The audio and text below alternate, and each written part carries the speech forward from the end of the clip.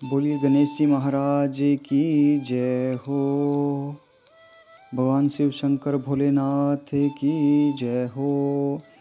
अहोई अष्टमी की अहोई माता की जय हो। गौ माता की जय हो।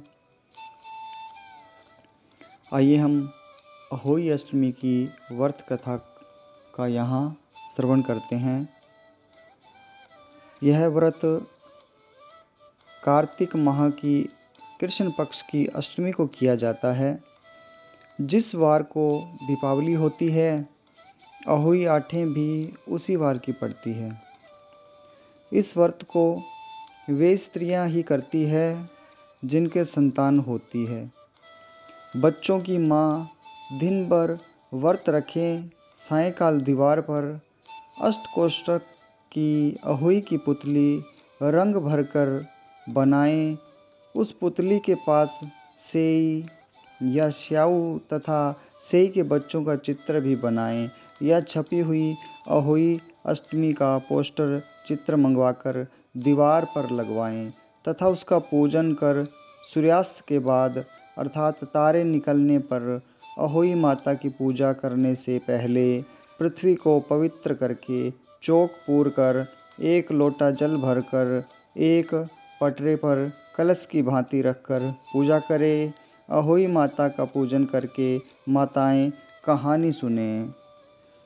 पूजा के लिए माताएं पहले से एक चांदी की अहोई बनाएं जिसे स्याऊ कहते हैं और उसमें चांदी के 2 दाने मोती डलवा लें।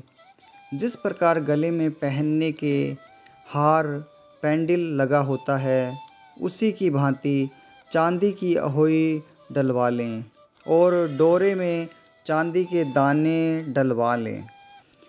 फिर अहोई की रोली चावल, दूध व भात से पूजा करें। जल से भरे लोटे पर सतिया बना लें। एक कटोरी में हलवा तथा रुपये बायना निकाल कर रख लें और 7 दाने गेहूं के लेकर कहानी सुने। कहानी सुनने के बाद अहोई स्याऊ की माला गले में पहन लें। जो बायना निकाल कर रखा था उसे सासू माँ के पांव लगकर आदरपूर्वक उन्हें दे देवें।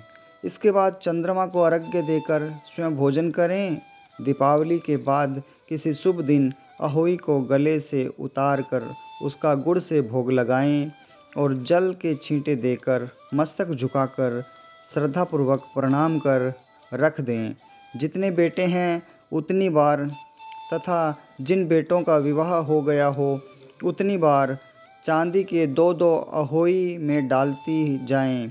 ऐसा करने से अहोई माता प्रसन्न हो बच्चों की दीर्घायु करके घर में नित्य नए मंगल करती रहती है।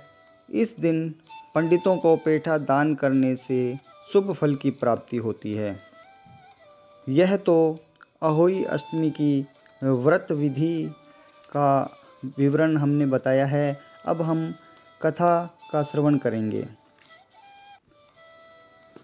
अहोई का अशोकाष्टमी का व्रत। यह व्रत प्राय कार्तिक बदी अष्टमी को उसी वार को किया जाता है जिस वार की दीपावली होती है। इस दिन स्त्रियों की आरोग्यता और दीर्घायु प्राप्ति के लिए अहोई माता का चित्र दीवार पर मांडकर पूजन किया जाता है। विधि इस प्रकार से है कि अहोई का व्रत दिन भर किया जाता है। जिस समय तारामंडल आकाश में उदय हो उसी समय वहाँ पर एक जल का लोटा रखकर चांदी की स्याऊ और 2 गुड़िया रखकर मोली नाल में पिरो लें। तत्पश्चात रोली चावल से अहोई माता के सहित स्याऊ माता का अर्चे और सीरा आदि का भोग लगाकर कहानी सुने। कहानी कथा इस प्रकार है कि एक नगर में शाहूकार रहा करता था। उसके 7 लड़के थे। एक दिन उसकी स्त्री खदाने में मिट्टी खोदने के लिए गई और ज्यों ही उसने जाकर वहाँ कुदाली मारी त्यों ही सेही के बच्चे कुदाल की चोट से सदा के लिए सो गए। इसके बाद उसने कुदाल को श्याहू के खून से सना देखा तो उसे सेही के बच्चे मर जाने का बड़ा दुख हुआ, परंतु वह विवश थी क्योंकि यह काम उससे अनजाने में हो गया था। इसके बाद वह बिना मिट्टी लिए ही खेद करती हुई अपने घर आ गई और उधर जब से ही अपनी घुरकाल में आई तो अपने बच्चों को मरा हुआ देखकर नाना प्रकार से विलाप करने लगी और ईश्वर से प्रार्थना की कि जिसने मेरे बच्चों को मारा है उसे भी इसी प्रकार का कष्ट होना चाहिए। तत्पश्चात सेही के श्राप से सेठानी के 7 बच्चे लड़के 1 ही साल के अंदर समाप्त हो गए, अर्थात मर गए। इस प्रकार अपने बच्चों को असमय काल के मुँह में समाये जाने पर सेठ सेठानी इतने दुखी हुए कि उन्होंने किसी तीर्थ में जाकर अपने प्राण गंवा देना ही उचित समझा। इसके बाद वे घर छोड़कर पैदल ही किसी तीर्थ की ओर चल दिए और खाने की ओर कोई ध्यान न देकर जब तक उनमें कुछ भी शक्ति और साहस रहा तब तक वे चलते ही रहे, और जब वे पूर्णतया अशक्त हो गए तो अंत में मूर्छित होकर गिर पड़े। उनकी ऐसी दशा देखकर भगवान करुणा सागर ने उनको मृत्यु से बचाने के लिए उनके पापों का अंत किया, और इसी अवसर में आकाशवाणी हुई कि हे सेठ, तेरी सेठानी ने मिट्टी खोदते समय ध्यान न देकर सेही के बच्चों को मार दिया। इसके कारण तुम्हें अपने बच्चों का दुख देखना पड़ा। यदि अब पुनः घर जाकर तुम मन लगाकर गौ माता की सेवा करोगे और अहोई माता अजक्ता देवी का विधि विधान से व्रत आरंभ कर प्राणियों पर दया रखते हुए स्वप्न में भी किसी को कष्ट नहीं दोगे तो तुम्हें भगवान की कृपा से पुनः संतान का सुख प्राप्त होगा। इस प्रकार आकाशवाणी सुनकर सेठ सेठानी कुछ आशान्वित हो गए और भगवती देवी का स्मरण करते हुए घर को चले आए। इसके बाद श्रद्धा भक्ति से न केवल अहोई माता का व्रत अपितु गौ माता की सेवा करना भी उन्होंने आरंभ कर दिया तथा जीवों पर दया भाव रखते हुए क्रोध और द्वेष का सर्वथा परित्याग कर दिया। ऐसे करने से के पश्चात भगवान की कृपा से वे सेठ सेठानी 7 पुत्रों वाले होकर अनगिनत पोत्रों सहित संसार में नाना प्रकार का सुख भोग कर स्वर्ग को चले गए। बोलिए गौ माता की जय हो। शिक्षा यहाँ से ये मिलती है कि बहुत सोच विचार के बाद भली प्रकार निरीक्षण करने पर ही कार्य का आरंभ करना चाहिए। अनजाने में भी किसी प्राणी की हिंसा मत करो। गौ माता की सेवा के साथ साथ अहोई माता अजक्ता देवी भगवती की पूजा करो। ऐसा करने पर अवश्य संतान के सुख के साथ साथ संपत्ति सुख प्राप्त होगा। बोलिए अजक्ता देवी की जय, अहोई माता की जय हो, गौ माता की जय हो।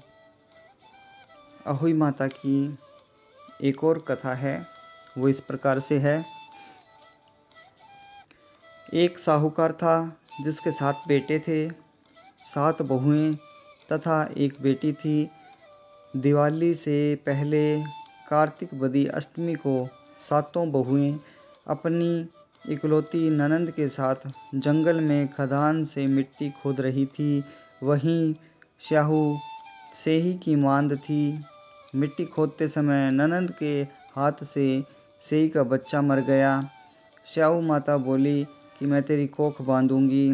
तब ननंद अपनी 7 भाभियों से बोली कि तुम में से मेरे बदले कोई अपनी कोख बंधवा लो। सब भाभियां ने अपनी कोख बंधवाने से इनकार कर दिया, परंतु छोटी भाभी सोचने लगी कि यदि मैं कोख नहीं बंधवाऊंगी तो सासू माँ नाराज होंगी। ऐसा विचार कर ननंद के बदले में छोटी भाभी ने अपनी कोख बंधवा ली। इसके बाद जब उससे जो लड़का होता तो 7 दिन बाद मर जाता। एक दिन उसने पंडित को बुलाकर पूछा, मेरी संतान 7वें दिन क्यों मर जाती है? तब पंडित जी ने कहा कि तुम सुरही गाय की पूजा करो। सुरही गाय स्याऊ माता की सखी है, सहेली है। वह तुम्हारी कोख छोड़े तब तुम्हारा बच्चा जिएगा। इसके बाद वह बहू प्रातःकाल उठकर चुपचाप से सुरही गाय के नीचे सफाई आदि कर जाती। गौ माता बोली कि आजकल कौन सी सेवा कर रहा है, कौन ये मेरी सेवा कर रहा है, सो आज देखूंगी। गौ माता खूब तड़के उठी। क्या देखती है कि एक साहूकार के बेटे की बहू उसके नीचे सफाई आदि कर रही है। गौ माता उससे बोली, मैं तेरी सेवा से प्रसन्न हूँ, इच्छा अनुसार जो चाहे मांग लो।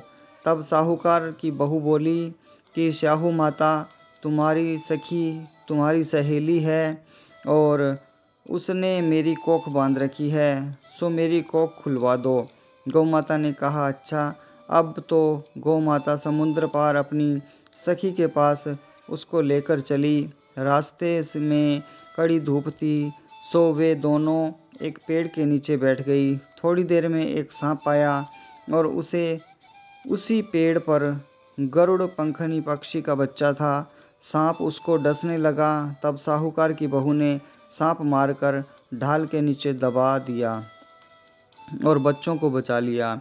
थोड़ी देर में गरुड़ पंखनी आई तो वहाँ खून पड़ा देखकर साहूकार की बहू के चोंच मारने लगी। तब साहूकारनी बोली कि मैंने तेरे बच्चे को नहीं मारा, बल्कि सांप तेरे बच्चे को डसने को आया था। मैंने तो उससे तेरे बच्चे की रक्षा की है। यह सुनकर गरुड़ पंखनी बोली कि मांग, तू क्या मांगती है? वह बोली, 7 समुद्र पार स्याहू माता रहती है, हमें तू उसके पास पहुंचा दे। तब गरुड़ पंखनी ने दोनों को अपनी पीठ पर बैठाकर स्याहू माता के पास पहुंचा दिया। स्याहू माता उन्हें देखकर बोली कि आ बहन, बहुत दिनों में आई। फिर कहने लगी कि बहन, मेरे सिर में जूं पड़ गई है। तब सुरई के कहने पर साहूकार की बहू ने सलाई से उनकी जुएं निकाल दी। इस पर स्याऊ माता प्रसन्न हो बोली कि तूने मेरे सिर में बहुत सिलाई डाली है, इसलिए तेरे 7 बेटे और बहू होंगी। वह बोली, मेरे तो एक भी बेटा नहीं, 7 बेटे कहाँ से होंगे? स्याऊ माता बोली, वचन दिया, वचन से फिरूं तो धोबी के कुंड पर कंकरी होऊं। जब साहूकार की बहू बोली कि मेरी कोख तो तुम्हारे पास बंधी पड़ी है, यह सुन स्याऊ माता बोली कि तूने मुझे ठग लिया। मैं तेरी कोख खोलती तो नहीं, परंतु अब खोलनी पड़ेगी। जो तेरे घर तुझे 7 बेटे और 7 बहुएं मिलेंगी, तू जाकर उजमन करियो, 7 अहोई बनाकर 7 कढ़ाई करियो। वह लौटकर घर आई तो वहाँ देखा 7 बेटे 7 बहुएं बैठे हैं। वह खुश हो गई। उसने 7 अहोई बनाई, 7 उजमन किए तथा 7 कढ़ाई की। रात्रि के समय जेठानियाँ आपस में कहने लगी कि जल्दी जल्दी नहाकर पूजा कर लो। कहीं छोटी बच्चों को याद करके रोने लगे। थोड़ी देर में उन्होंने अपने बच्चों से कहा, अपनी चाची के घर जाकर देख आओ कि आज वह अभी तक रोई क्यों नहीं। बच्चों ने जाकर कहा कि चाची तो कुछ मांड रही है, खूब उजमन हो रहा है। यह सुनते ही जेठानियाँ दौड़ी दौड़ी उसके घर आई और जाकर कहने लगी कि तूने कोख कैसे छुड़ाई? वह बोली, तुमने तो कोख बंधाई नहीं, सो मैंने कोख बंधा ली थी। अब स्याहू माता ने कृपा करके मेरी कोख खोल दी है। स्याहू माता ने जिस प्रकार उस साहूकार की बहू की कोख खोली, उसी प्रकार सभी बहन बेटियों की, बहुओं की कोख खोलना कहने वाले तथा सुनने वाले सभी के परिवार में खुशियाँ देना। बोलिए स्याहू माता की जय हो, अहोई माता की जय हो, गौ माता की जय हो।